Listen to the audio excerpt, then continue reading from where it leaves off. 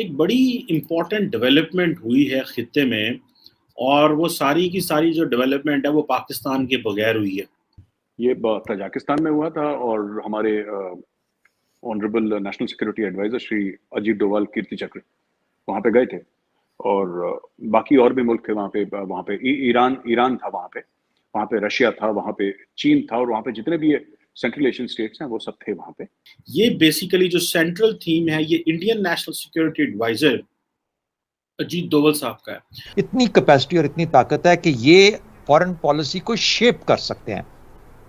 Shape करने का मतलब होता है कि अपनी जरूरत के मुताबिक उसको ढाल लेना किसी चीज को। जो दुशंबे में डायलॉग हुआ है इसमें चाइनीज भी थे, इसमें रशियंस भी थे, इसमें ईरानियंस भी थे और बड़ी खूबसूरती से पाकिस्तान इससे बाहर रहा है।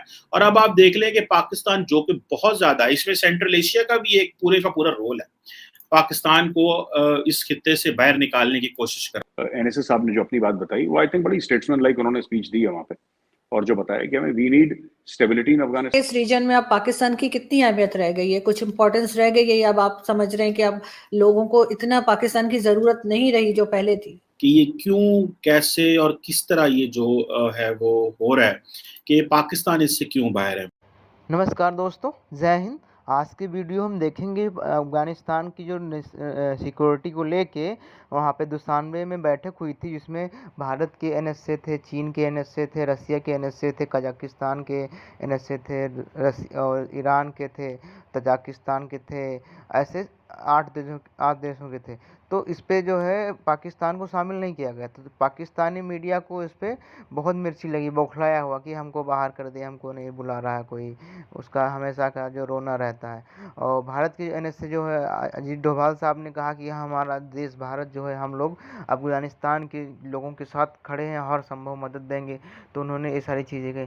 तो इसके बारे में आप लोगों का कहना है कि पाकिस्तान को भी शामिल करना चाहिए था कि नहीं? अपनी राय कमेंट सेक्शन में बताएं और ऐसी वीडियो के लिए हमारे चैनल को सब्सक्राइब करें। धन्यवाद। तो चलिए वीडियो देखते हैं दोस्तों, वीडियो बहुत इंटरेस्टिंग होने वाला है। एक बड़ी इंपॉर्टेंट डेवलपमेंट हुई है खित्ते में और वो सारी की सारी जो डेवलपमेंट है वो पाकिस्तान के बगैर हुई है। एक फोर्थ रीजनल सिक्योरिटी डायलॉग हुआ है अफगानिस्तान के ऊपर, जिसमें जो रीजनल सिक्योरिटी एडवाइजर्स हैं, सेक्रेटरीज हैं, नेशनल सिक्योरिटी एडवाइजर्स हैं, उनकी दुशंबे में 7 मई को मुलाकात हुई है, जिसमें जो ये बात की गई है कि जी अफगानिस्तान की जो कैपेसिटी है काउंटर टेररिज्म की, उसको प्रमोट किया जाए, इन्हेंस किया जाए। ये बेसिकली जो सेंट्रल थीम है ये Indian national security adviser Ajit Doval साहब का है। अब अजीत डोवल साहब जो है वो अफगानिस्तान की काउंटर टेररिज्म पॉलिसी को सपोर्ट करते हैं। अच्छा, क्वेश्चन मेरा जो जो इसमें तो बहुत सारे क्वेश्चन।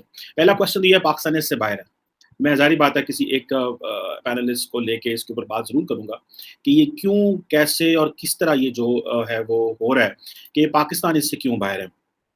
अच्छा, मज़े की बात ये है कि पाकिस्तान पिछले साल ये नवंबर में या दिसंबर में एक सिक्योरिटी डायलॉग हुआ था अफगानिस्तान में, उसमें सॉरी इंडिया में, जिसमें उन्होंने पाकिस्तान को भी बुलाया था, लेकिन पाकिस्तान उसमें नहीं गया था। उस वक्त मेरा ख्याल है कि जो है वो नेशनल सिक्योरिटी एडवाइजर्स और इस तरह ये लोगों को बुलाया गया था।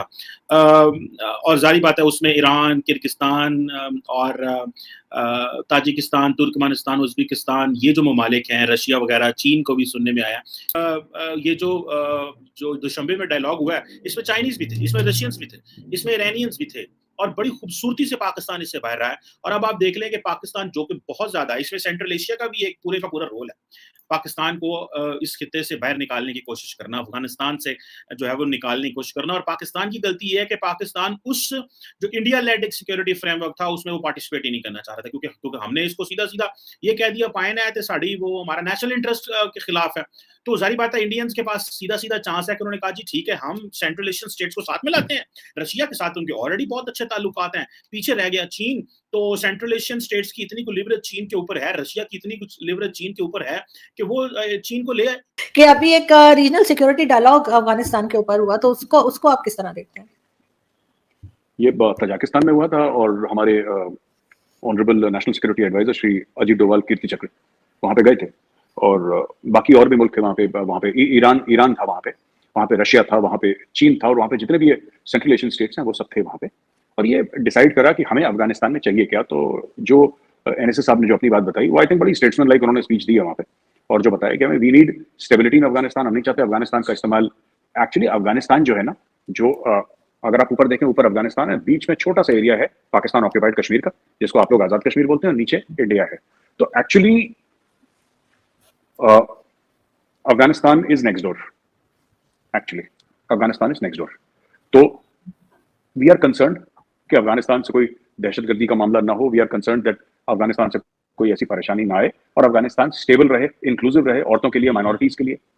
वहां पे एक इंक्लूसिव गवर्नमेंट बनाई जाए जिसमें और कोई जो एथनिक लोग हैं वहां पे बलोच हैं, वहां पे हजारा हैं, वहां पे पश्तून तो ही हैं, वहां पे और भी लोग हैं, सबकी मिली जुली एक सरकार, सबको एक उसमें वो मिले। क्योंकि ये जो तालिबान है, ये तो पश्तून देवबंदी हैं, टीटीपी और तालिबान दोनों के दोनों पश्तून देवबंदी ऑर्गेनाइजेशंस।